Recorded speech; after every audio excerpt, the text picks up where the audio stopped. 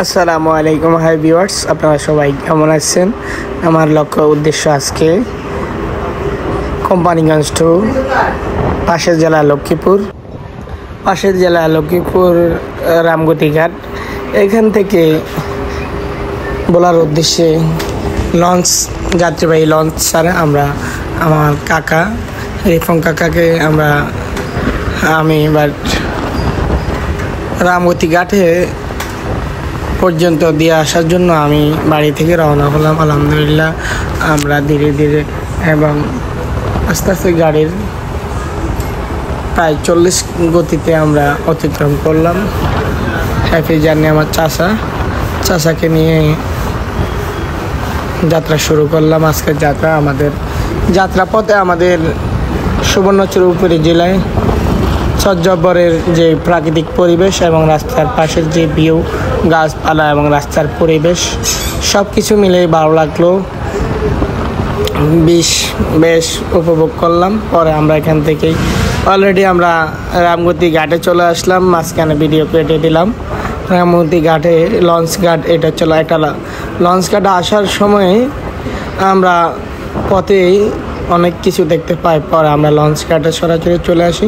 ওখানে দেখি একটা লঞ্চ অলরেডি চলে আসছে। লঞ্চটা যেখানে ওইটা 9:30টায় বলা ঘাট থেকে যেটা ছাড়ছে ওটা এখানে আসি প্রায় 12টা 12:30টার দিকে লঞ্চ ঘাটে চলে আসছে। এটা আবার এখান থেকে 1:30টার সময় এটা রামগতি ঘাট টু ভোলাতে আবার চলে যাবে। আমরা অলরেডি যেই লঞ্চ ঘাটে যেই মাছা বা যে লঞ্চ ঘাটের যেই মাছা আছে ওই মাছা করে আমরা এখন সামনের দিকে হাঁটি পা করে যাচ্ছি। পাশে অনেক জেলেরা এবং মাছ ধরার জন্য তাদের ডেঙ্গি নৌকা নিয়ে তারা পাশে জাল ছিলাচ্ছে এবং জালকে তারা বিভিন্নভাবে কার্যক্রম চালাচ্ছে। অলরেডি লঞ্চ থেকে যারা ভোলা থেকে আসছে তারা নেমে যাচ্ছে। তাদের মাল সামানা এবং যাত্রী যারা আছে সবাই নেমে যাচ্ছে। অলরেডি আস্তে আস্তে লঞ্চ খালি হয়ে যাচ্ছে। আমি সামনের দিকে না যে এখানে অনেক ভিড় থাকার কারণে এখান থেকে দাঁড়িয়ে আমার ভিডিওটা করছি। আমার কাকা আমার পিছনে আছে, রিফন কাকা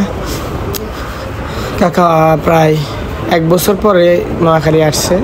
চট্টগ্রামে একটা কাজে গেছেন, ওখান থেকে আমাদের নোয়াখালী আসছে। নোয়াখালী আসার পরে ওনাকে একদিন আমাদের নোয়াখালীতে ছিল, একদিন থাকার পরে ওনাকে আবার লঞ্চ ঘাটে দিয়ে আসলাম। অলরেডি লঞ্চের পাশে যে ঘাট রয়েছে ওই ঘাটে আসি। ওইখানে ভিতরে লঞ্চে অলরেডি সব যাত্রী নেমে গেছে। আমি ভিতরে ভিডিও করার জন্য পারমিশন নিছি। পারমিশন নেওয়ার পরে এখানে যে মাস্টার আছে মাস্টার থেকে পারমিশন নিলাম। পারমিশন নেওয়ার পর আমি অলরেডি লঞ্চের ভিতরে ঢুকলাম। এই লঞ্চের এটা হচ্ছে সিটের যে অবস্থা, যে সিটগুলো আছে এখানে সিটের কন্ডিশন অনেক ভালো আছে। ভিতরে একটা ক্যান্টিন, এটা হচ্ছে খাওয়ার ক্যান্টিন দেখা যাচ্ছে। এখানে ডিম আছে, বিভিন্ন পাওয়ার ডিম, মাম পানি এবং কমল পানি, সব পানি আছে এখানে। প্রায় ভিতরে 300-র উপরে যাত্রী সিটের যে ধারণ ক্ষমতা আছে 300+ আছে ওরা। পরবর্তী আমি এখানে এই লঞ্চে করে আবার হুন্ডা যাতায়াত অবস্থা, হুন্ডা এবং বিভিন্ন মালামাল পান আনছে ভোলা থেকে। অলরেডি দেখতে পাচ্ছি পানের 3-4টা জার আনছে এই ব্যাপারীরা। আমি হাঁটি পা করে উপরে উঠে গেলাম। উপরে দেখলাম আমাদের মাস্টারের কেবিন। মাস্টারের সাথে কিছুক্ষণ কথা বললাম, মাস্টারের কিছু অভিজ্ঞতা নিলাম এবং সামনে থেকে লঞ্চে যে সাইডে রাস্তাটা আছে ওটা দেখলাম। মাস্টার সাহেব উনি আমাকে আমি তো নিচ থেকে পারমিশন নিলাম, মাস্টার সাহেব থেকে পারমিশন স্যার ভিডিওটা করা যায় না। উনি বলছে অবশ্যই ভিডিও করতে পারেন।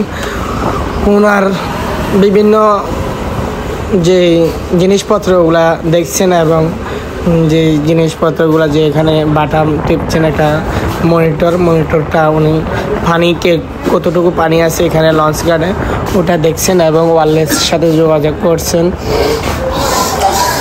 অলরেডি উনি আমাকে অনেক হেল্প করছে বিষয়টা অনেক দেখার জন্য। উনি বলছে ইঞ্জিন রুমে যান, যে এখানে একটা উপরে একটা সিট আছে, বসার সিট।